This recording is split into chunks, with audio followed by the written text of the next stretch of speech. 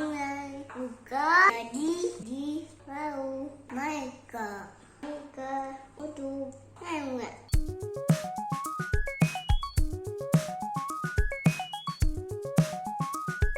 Kali ini kita akan mengulas tentang konsep dan contoh soal turunan fungsi trigonometri bagian ketiga, yaitu tentang selang kemonotonan, titik stasioner, dan jenis ekstrim. Mari kita simak bersama-sama. Di sini ada grafik fungsi f(x) sama dengan 2 sin x kurang 1. Nah, adik-adik lihat ya di sini.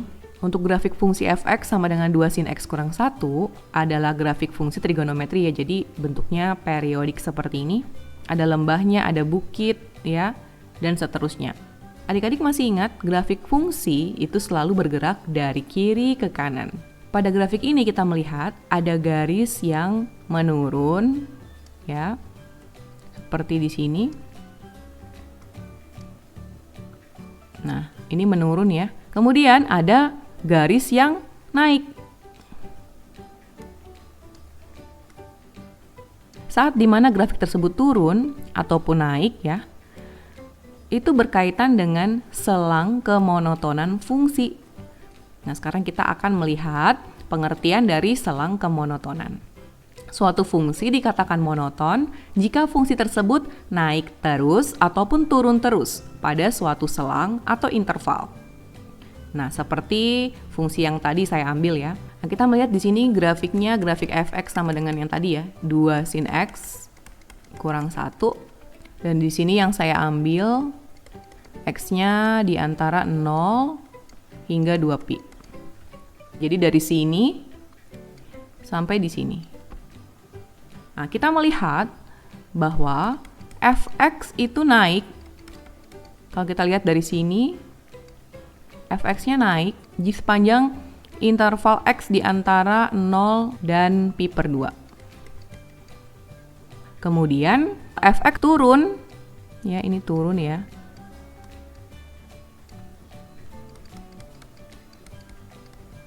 Saat di interval x-nya antara pi per 2 sampai 3 pi per 2. Kemudian f(x) naik lagi dalam interval x. Kita tuliskan di sini ya, karena sama-sama naik. Di antara 3 pi per 2 dan 2pi. Adik-adik, ini yang disebut sebagai selang kemonotonan. Jadi fungsinya itu monoton naik pada selang x di antara 0 pi per 2 atau x di antara 3 pi per 2 dan 2pi. Kemudian f(x) turun, itu untuk interval x di antara pi per 2 dan 3 pi per 2. Nah, masalahnya adik-adik, jika diketahui hanya bentuk fungsinya tanpa ada gambar, bagaimana cara kita menentukan interval naik dan turunnya? Nah, adik-adik, di sini kita menggunakan teorema kemonotonan. Andaikan f kontinu pada interval i dan dapat didiferensialkan pada setiap titik dalam dari i berlaku. Jadi di sini yang pertama, jika f aksen x lebih dari 0, f aksen x itu berarti turunan pertama dari fungsi tersebut lebih dari 0 untuk semua titik di dalam x dari i, maka f naik pada i, pada interval i ya. Kemudian yang kedua, jika turunan pertama dari f itu kurang dari 0 untuk semua titik dalam x dari i, maka f turun pada i. Jadi kalau tidak diketahui gambarnya, gambar grafik fungsinya, kita dapat melihat dari turunan pertamanya dengan kondisi seperti ini untuk menentukan dia fungsinya naik atau turun. Nah, di sini simpelnya fungsi akan naik jika turunan pertamanya bertanda positif dan fungsi akan turun jika turunan pertamanya bertanda negatif. Kita lihat contoh ya, di sini ada contoh yang tadi diberikan kurva dengan persamaan f(x) sama dengan 2 sin x kurang 1. Ini kurva yang tadi ya adik-adik. Untuk x di antara 0 dan 2pi. Tentukan selang saat f(x) monoton naik dan monoton turun. Jadi di sini ceritanya tidak diketahui gambarnya. Maka kita bisa menggunakan teorema kemonotonan. Pertama-tama adik-adik kita perlu menentukan turunan pertama dari x. Jadi di sini turunan pertamanya adalah kita turunkan 2 sin x menjadi 2 cos x. Kemudian min 1 jadi 0 ya. Jadi cuman 2 cos X. Kemudian untuk mencari F naik, maka caranya adalah F aksen X kita buat lebih dari 0. Sehingga di sini 2 cos X lebih dari 0. Kemudian 2-nya kita pindah ruas ya. Jadi cos X lebih dari 0/2 alias 0. Nah, sampai di sini kita akan bawa ke dalam bentuk persamaan kosinus ya. Jadi di sini kita akan ganti tandanya dulu untuk sementara menjadi cos X sama dengan 0. Kemudian berdasarkan persamaan trigonometri ya untuk kosinus, kita harus buat seperti ini. Jadi cos X sama dengan cos theta. Cos theta adalah 0, berarti tetanya adalah 90 derajat atau pi/2. Nah, dari sini kita bawa ke dua solusi ya. Jadi solusi pertama itu adalah tetanya berarti pi/2 ya, ditambah dengan k kali 2pi. Jadi x-nya adalah pi/2, untuk k-nya 0. Kemudian kalau k-nya diisi 1, dia sudah melebihi 2pi ya. Di sini kan syaratnya intervalnya 2pi. Jadi kita tidak lanjutkan lagi sampai di pi/2 saja untuk x pertama. Nah, sekarang kita ke x kedua. Untuk x kedua, berarti kita menggunakan min theta. Jadi di sini min pi/2 ditambah k kali 2pi. Nah, di sini k-nya kita isikan dengan 1 ya. Kalau dia kita isi 0, maka akan jadi minus pi/2. Dan itu di luar dari interval ini. Kita akan mulai isi dengan 1 sehingga min pi/2 ditambah 2pi. Itu hasilnya adalah 3pi/2. Kemudian kalau k-nya diisi 2, dia jadi 4pi dikurang pi/2 ya, sudah lewat dari 2pi. Jadi tidak kita lanjutkan. Nah, kita sudah dapatkan x-nya pi/2 dan 3pi/2. Nah, adik-adik di sini kita akan bawa ke uji turunan pertama. Ya, jadi maksudnya apa? Maksudnya kita sketsa. Di sini intervalnya kita kasih masuk 0 sampai 2pi. Kemudian kita masukkan pi/2 dan 3pi/2.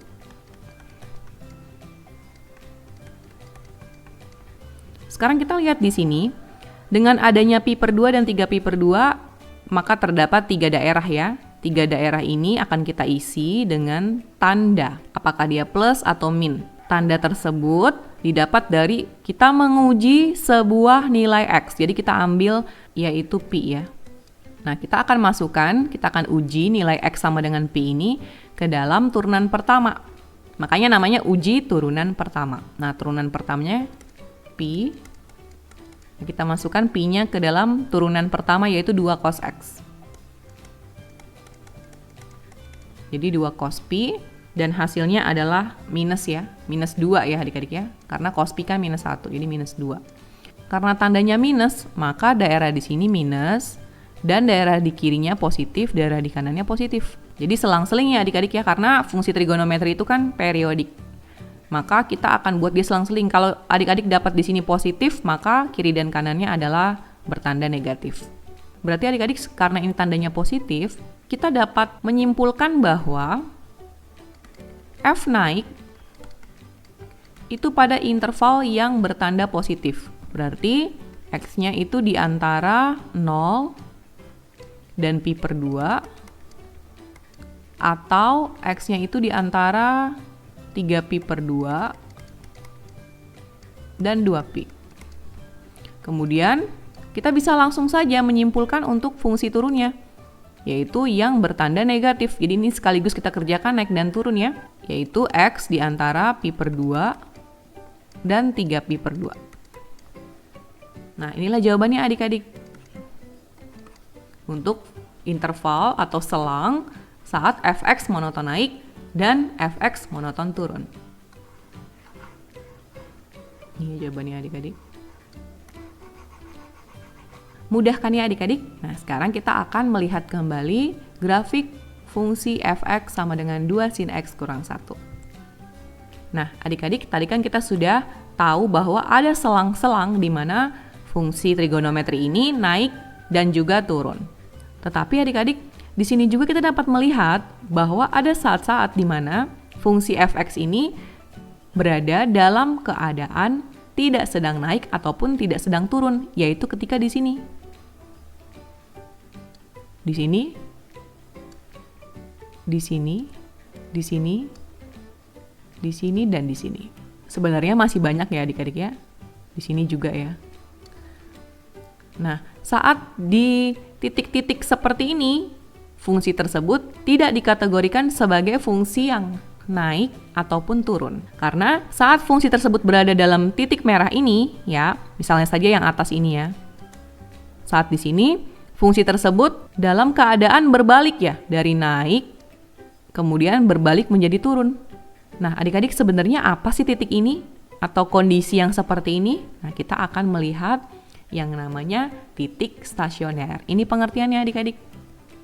Titik saat fungsi berada dalam keadaan diam atau stasioner atau tidak sedang naik ataupun turun, itu disebut dengan titik stasioner. Nah, jadi di sini kalau kakak ambil tadi fx sama dengan 2 sin x kurang 1, kakak ambil lagi intervalnya. Ini saya potong ya. Jadi cuma mau lihat x yang di antara 0 dan 2pi. Kita lihat di sini titik-titik stasionernya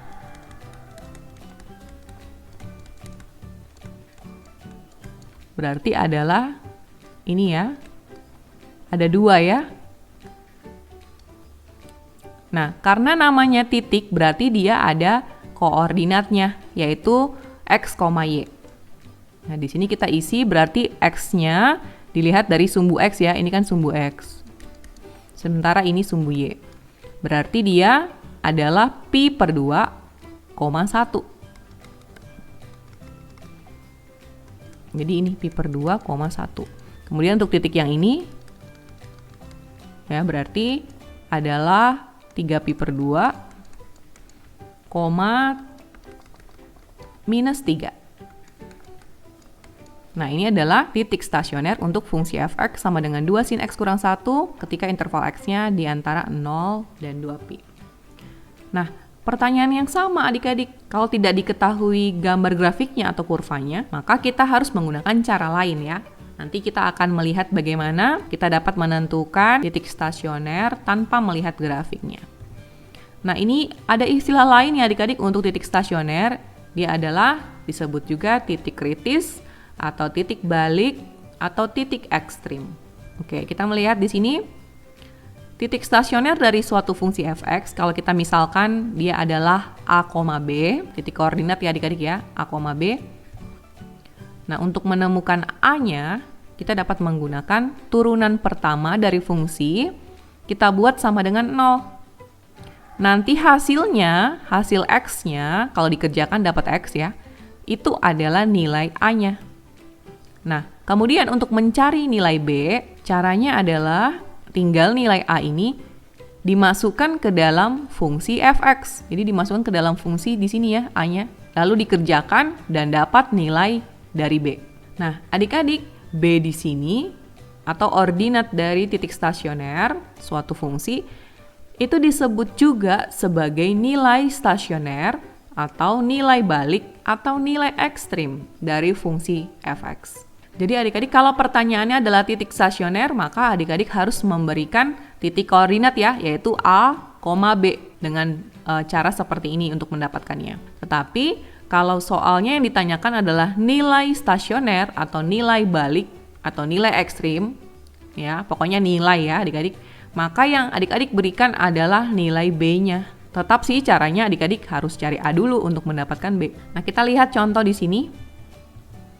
Diberikan kurva dengan persamaan fx sama dengan 2 sin x kurang 1 untuk x di antara 0 dan 2pi. Tentukan nilai stasioner dan titik stasioner dari fx. Nah, seperti yang tadi, berarti adik-adik harus tentukan dulu turunan pertamanya. Turunan pertamanya sama kayak yang tadi ya, berarti jadi 2 cos x. Baru setelah itu adik-adik cari f aksen x sama dengan 0 ya. Jadi 2 cos x sama dengan 0. Kemudian 2-nya dipindahkan menjadi 0 per 2 alias 0. Kemudian dibawa ke persamaan kosinus kayak tadi ya, yaitu di sini cos pi per 2. Nah, sehingga didapatkan x-nya tadi adalah pi pi per 2 dan juga 3pi per 2. Ini sama kayak yang tadi ya adik-adik. Nah adik-adik, X yang didapat ini adalah nilai A-nya. Nah sekarang kita akan mencari nilai B. Caranya adalah nilai A dimasukkan ke dalam fungsi fx. Jadi di sini untuk X sama dengan pi per 2, maka f pi per 2-nya itu adalah 2 sin pi per 2 kurang 1. Pi per 2 nilainya adalah 1 ya adik-adik. Sehingga di sini dia jadi 2 kurang 1 dan hasilnya adalah 1. Kemudian untuk X sama dengan 3pi per 2 dimasukkan ke dalam fungsi f, yaitu 2 sin X kurang 1, jadi 2 sin 3pi per 2 kurang 1. Sin 3pi per 2 nilainya adalah min 1. Jadi min 2 kurang 1 ya adik-adik, hasilnya adalah min 3. Nah, ini adalah nilai B-nya. Jadi di sini kita menjawab pertanyaan yang pertama, nilai stasioner untuk fungsi fx adalah 1 dan min 3. Ingat ya adik-adik, nilai stasioner hanya B saja. Kemudian untuk menjawab pertanyaan titik stasioner, ya caranya adalah tinggal kita memasangkan X-nya dengan fx-nya. Jadi di sini X-nya adalah pi per 2, kemudian f pi per 2 adalah 1. Jadi tinggal dipasangkan saja adik-adik ya. Kemudian 3pi per 2 dengan min 3.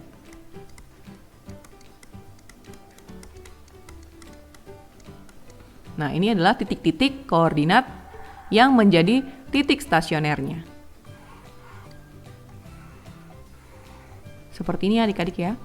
Mudah kan ya adik-adik? Nah, sekarang kita lanjut untuk jenis ekstrim. Nah, adik-adik, menentukan jenis nilai ekstrim fungsi dilakukan dengan menggunakan uji turunan kedua. Ini juga berarti penerapan kembali dari turunan ya. Jadi turunan pertama tadi digunakan untuk menentukan selang kemonotonan dan juga titik stasioner dan nilai stasioner. Dan sekarang uji turunan kedua itu untuk menentukan jenis ekstrim dari fungsi tersebut. Untuk fungsi fx kontinu dan diferensiabel yang memuat x sama dengan c berlaku. Yang pertama, kalau turunan kedua dari f, kemudian x-nya diganti dengan c, itu hasilnya kurang dari 0, maka fc, jadi fungsi f-nya dimasukkan nilai c, itu adalah nilai ekstrim maksimum atau nilai balik maksimum. Untuk f aksen-aksen c yang lebih dari 0, maka fc adalah nilai ekstrim minimum atau nilai balik minimum dari fungsi f. Jadi di sini kebalik ya adik-adik ya. Di sini kalau turunan keduanya kurang dari 0, maka nilainya adalah nilai maksimum. Sedangkan kalau turunan keduanya lebih dari 0, maka nilainya adalah nilai minimum. Nah, untuk yang sama dengan 0, di sini fc-nya itu bukan merupakan nilai ekstrim dari fungsi f. Ya, melainkan dia kalau dipasangkan dengan c, jadi c, fc, dia merupakan titik belok dari fungsi f. Nah, untuk titik belok kita akan pelajari lebih dalam lagi di materi tentang titik belok ya adik-adik ya. Oke, nah sekarang kita lihat contoh di sini. Tentukan titik balik maksimum dan titik balik minimum dari fungsi fx sama dengan 2x kurang 2 cos 2x untuk x di antara 0 dan pi. Nah, adik-adik pertama-tama di sini kita akan mencari titik balik terlebih dahulu ya. Atau titik stasionernya.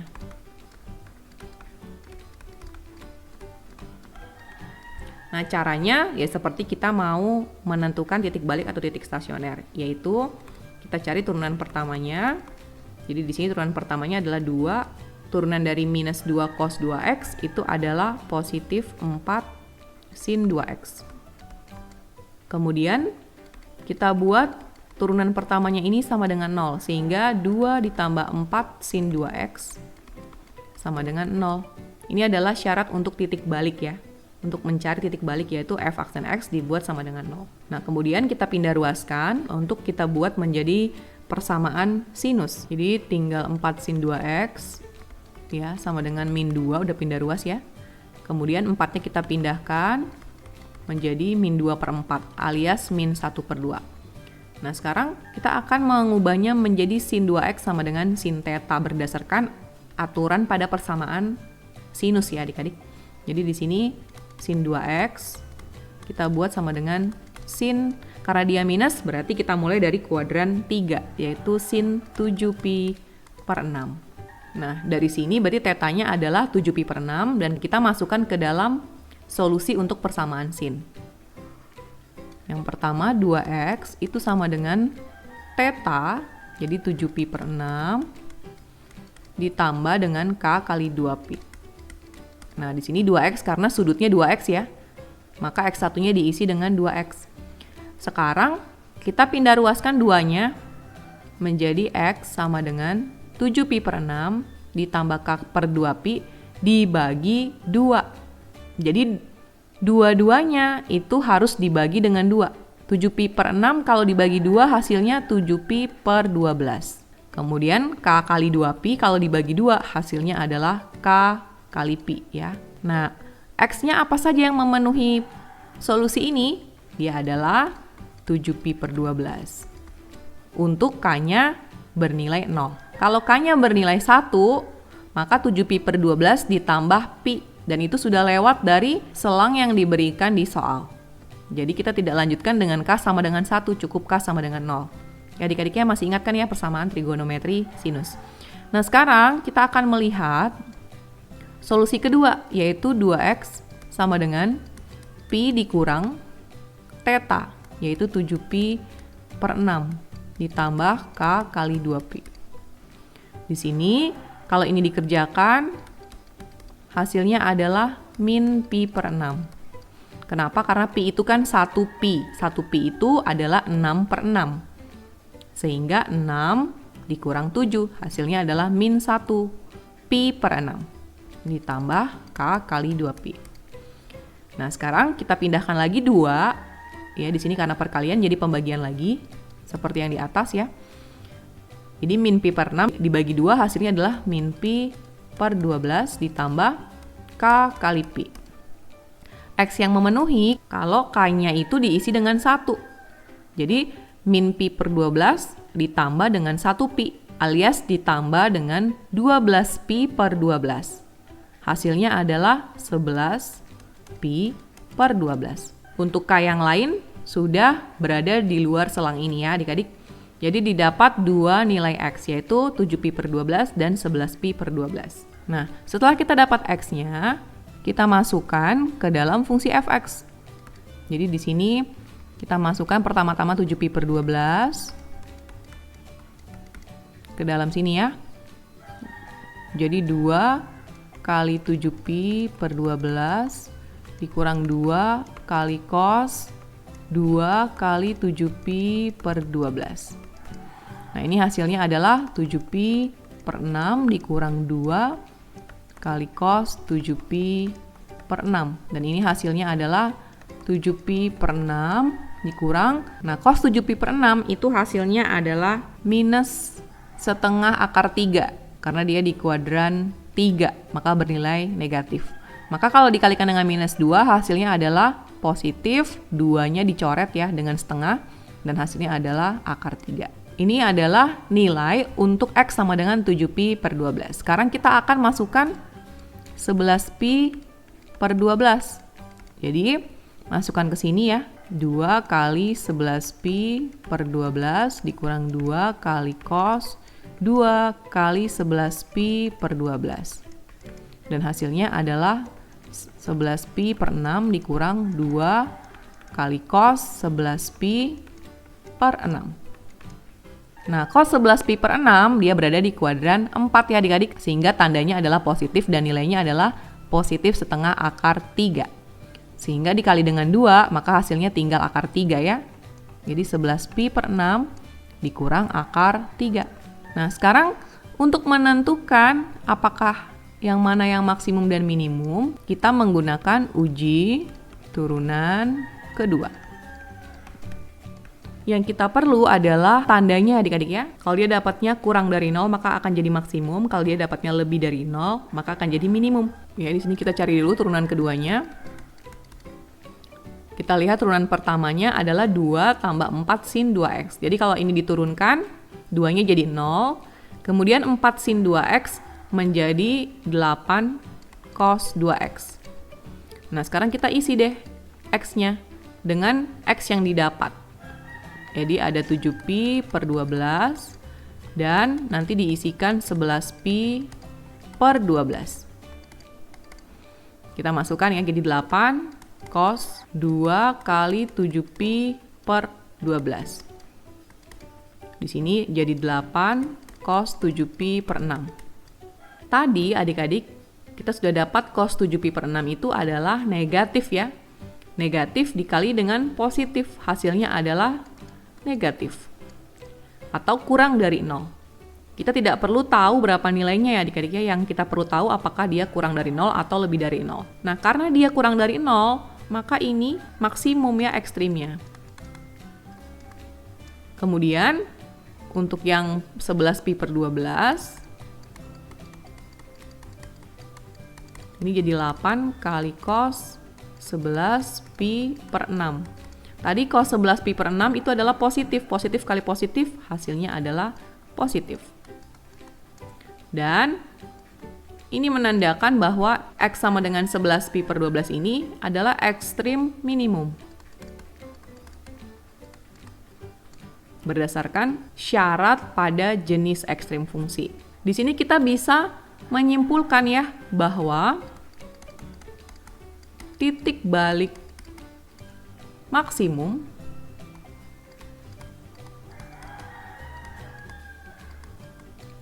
itu berarti adalah 7pi per 12 dengan pasangannya. Pasangannya berarti F 7pi per 12, yaitu 7pi per 6 tambah akar 3. Nah, ini adik-adik. Kemudian untuk titik balik minimum,